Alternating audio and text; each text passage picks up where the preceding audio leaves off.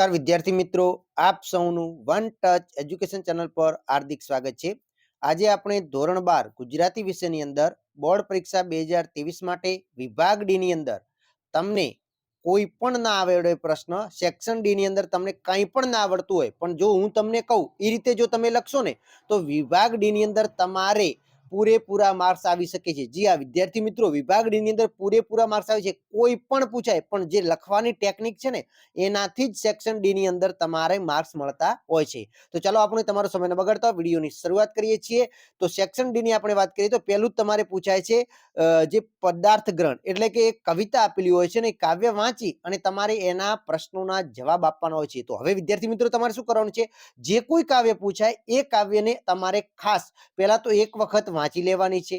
એક વખત વાંચ્યા પછી તમારે શું કરવાનું છે, તો કે એના જે પ્રશ્નો આપેલા છે, માની લો કે આ કવિતા છે તો એની કાવ્યની નીચે તમને આવા પ્રશ્નો મળે છે, તો એ પ્રશ્નો તમારે એક વખત વાંચી લેવાના છે. અને પછી શું કરવાનું છે, તો કે એ પ્રશ્નો વાંચી લીધા પછી ફરીથી તમારે બીજી વાર એક કવિતા વાંચવાની છે. અને પછી શું કરવાનું છે, તો ત્રીજી જે તબક્કો આવે છે એની અંદર તમારે એક પ્રશ્ન વાંચી અને એ પ્રશ્ન કયો છે એ તમારે જોવાનો, કઈ પંક્તિમાં એ પ્રશ્ન આવેલો છે એ તમારે જોવાનો પ્રયત્ન કરવાનો છે. આ 3 સ્ટેપ તમે અનુસરશો તો કોઈ પણ કવિતા તમને આવડી જશે. તો ચાલો આપણે આ સ્ટેપ પ્રમાણે કરવા જઈએ. તો પહેલા તો આપણે કાવ્ય વાંચી લઈએ. તો ચાલો વાંચીએ.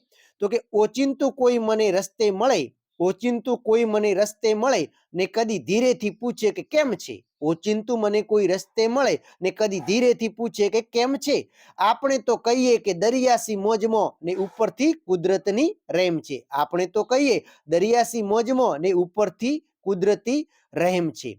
ફાટેલા ખિસ્સાની આડમાં મૂકી છે અમે સલકાતી મલકાતી મોજ. ફાટેલા ખિસ્સાની આડમાં મૂકી છે અમે સલકાતી મલકાતી મોજ. એકલો ઊભું ને તોય મેળામાં હોવ એવું લાગ્યા કરે છે મને રોજ. એકલો ઊભું ને તોય મેળામાં હોવ એવું લાગ્યા કરે છે મને રોજ. તાળું વસાય નહીં એવડી પટારીમાં, તાળું વસાય નહીં એવડી પટારીમાં આપણો ખજાનો હેમખેમ છે. આપણે તો કહીએ દરિયાસી મોજ મોને ઉપરથી કુદરતની રહેમ છે. આંખોમાં પાણી તો આવે ને જાય, આંખોમાં પાણી તો આવે ને જાય, નથી ભીતરની ભીનાશ થતી ઓછી. વધઘટનો કાંઠાઓ રાખે હિસાબ, નથી પરવા સમંદરને હોતી. સૂરજ ઉગે ને આથમીને જાય, મારી ઉપર આકાશ એમ ને એમ છે. આપણે તો કહીએ, કોઈ પૂછે તો આપણે તો કહીએ દરિયાસી મોજ મને ઉપરથી કુદરતની રહેમ છે. તો આવી રીતે તમારે પહેલા કાવ્ય વાંચી લેવાનું છે. હવે આપણે પ્રશ્નો વાંચીએ. તો પહેલો પ્રશ્ન શું છે કે આપણો ખજાનો એમ કેમ છે દ્વારા કવિ શું કહેવા માંગે છે. બીજું તમારે એક કાવ્યનું શીર્ષક આપવાનું છે. ત્રીજો પ્રશ્ન છે કે કોઈ પૂછે છે કેમ છે, પ્રશ્નના ઉત્તરમાં કવિનો કયો ભાવ પ્રગટ થાય છે. અને ચોથો છે કવિએ મોજ ક્યાં મૂકી છે. અને પાંચમો છે કે આંખમાં પાણી અને ભીતરની ભીના શબ્દો શું સૂચવે છે. તો હવે આપણે પહેલો જ પ્રશ્ન ગોતવાનો પ્રયત્ન કરી કે આપણો ખજાનો હેમખેમ છે દ્વારા કવિ શું કહેવા માંગે છે. તો અહીંયા તમે જોઈ શકો છો આ જે કવિતાનો ભાવાર્થ એ છે કે આપણો ખજાનો હેમખેમ છે એમ દ્વારા કવિ શું કહેવા માંગે છે. તો કવિ એવું કહેવા માંગે છે કે આ જિંદગીની અંદર જે આનંદ છે, જે સુખ છે, એ કવિએ એક ભલે ગરીબ રહ્યા, ભલે આપણે પાસે પૈસા નથી, કશું નથી, આપણે ગરીબ છીએ, છતાં પણ કવિ એવું કહેવા માંગે છે કે આપણો જે આનંદ છે એ આનંદ ક્યારેય ન ખોવાય એવી એક નાનકડી પેટીની અંદર મૂકેલું છે. અને એ પટારીમાં તાળું વસાય વાંખવાનું પણ નથી, અને એ પટારી એવી છે કે એનું તાળું પણ નથી હોતું, છતાં પણ આપણો ખજાનો હેમખેમ છે, એટલે કે એને કોઈ આનંદને કોઈ ચોરી શકે તેમ નથી. આપણે મોજ મજામાં રહેવાનું છે. એ કવિ અહીંયા આનંદને પ્રકટ કર્યો છે કે આનંદ જે છે એ કોઈ ચોરી શકે નહીં, આપણે આનંદ પોતાને લેવાનું છે, એવું કઈ ભાવાર્થ કવિ કહેવા માંગે છે. એ તમારે લખવાનું. બીજું છે કાવ્યનો યોગ્ય શીર્ષક આપો. તો કાવ્યનું યોગ્ય શીર્ષક તમે બે રીતે આપી શકો છો. એક તો વારંવાર કયા શબ્દો વપરાય છે, તો આપણે તો કહીએ એ પણ એમનું શીર્ષક બની શકે છે. અને બીજું કે કેમ છો એ પણ શીર્ષક બની શકે છે. તમે શીર્ષક યોગ્ય ગમે તે આપી શકો, પણ એને લગતું હોવું જોઈએ. એના પછી જોઈએ તો કવિ પૂછે છે કેમ છે. પ્રશ્નના આપેલા ઉત્તરમાં કવિનો કયો ભાવ પ્રગટ થયો છે. તો કવિને કોઈ પૂછે છે કેમ છે, એના ઉત્તરમાં કવિનો આનંદનો ભાવ પ્રગટ થયો છે. કયો ભાવ? આનંદનો ભાવ પ્રગટ થયો છે. એના પછી જોઈએ કે કવિએ મોજને ક્યાં મૂકી છે. તો કવિએ મોજને ક્યાં મૂકી છે, તો કવિએ મોજને પટારીમાં મૂકી છે. કવિએ મોજને ક્યાં મૂકી છે, તો અહીંયા તમે જોઈ શકો છો કવિએ મોજને ક્યાં મૂકી છે? તો ખાસ યાદ રાખજો, કવિએ મોજને ફાટેલા કિસ્સાની આડમાં મૂકી છે. કેમ મૂકી છે? ફાટેલા ખિસ્સાની આડમાં કવિએ મૂકી છે. એના પછી તમે જુઓ કે આંખમાં પાણી અને ભીતરની ભીના શબ્દો શું સૂચવે છે? તો અહીંયા જ તમને પંક્તિમાં મળી જશે કે આંખોમાં પાણી તો આવે ને જાય, એટલે કે દુઃખ તો આવવાનું છે, જવાનું છે, એટલે કે દુઃખ સૂચવે છે. અને ભીતરની ભીનાશ એટલે કે લાગણી સૂચવે છે. દુઃખ અને લાગણી એ બે એવા છે કે આવે અને જાય. તો પાણી દ્વારા દુઃખ અને ભીતરની ભીનાશ દ્વારા લાગણીની શબ્દ સૂચવેલા છે. તો આવી રીતે તમે એના પ્રશ્નોનો જવાબ આપી શકો છો. હવે બીજું તમારે અહીંયા પૂછાય છે કે જે ગદ્યખંડ આપેલો છે એ ગદ્યખંડને તમારે શું કરવાનું છે?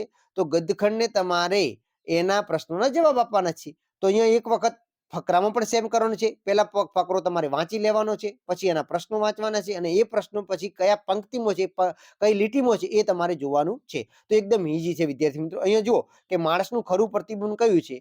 તો કે અહીંયા જ જોવા મળે છે કે વાંચન કરવાથી જ, વાંચન દ્વારા જ માનવ જીવનનું ખરું પ્રતિબિંબ છે. તો વાંચન એ જ માનવ જીવનનું ખરું પ્રતિબિંબ છે. તો અહીંયા લખી શકાય, એકદમ ઈઝી છે. બીજું છે કે પુસ્તકો આપણા માટે કઈ ગરજ સારે છે? તો તમે જોઈ શકો છો પુસ્તકો આપણા માટે ઉત્તમ મિત્ર, માર્ગદર્શક અને તત્વચિંતકની ગરજ સારે છે. એના પછી ત્રીજો છે ઉત્તમ પુસ્તકથી શો લાભ થાય છે? તો ઉત્તમ પુસ્તકથી આપણને કયા કયા લાભ થાય છે? તો ઉત્તમ પુસ્તક જે છે એ આપણને શ્રેષ્ઠ મિત્ર જેવા છે, જે આપણે ઉમદા જીવન દ્રષ્ટિ આપે છે, આપણા જીવનનું ઘડતર કરે છે. આમ ઉત્તમ પુસ્તકોથી આપણને લાભ થાય છે. પછી કેવા સંજોગોમાં મનુષ્ય સમાન છે?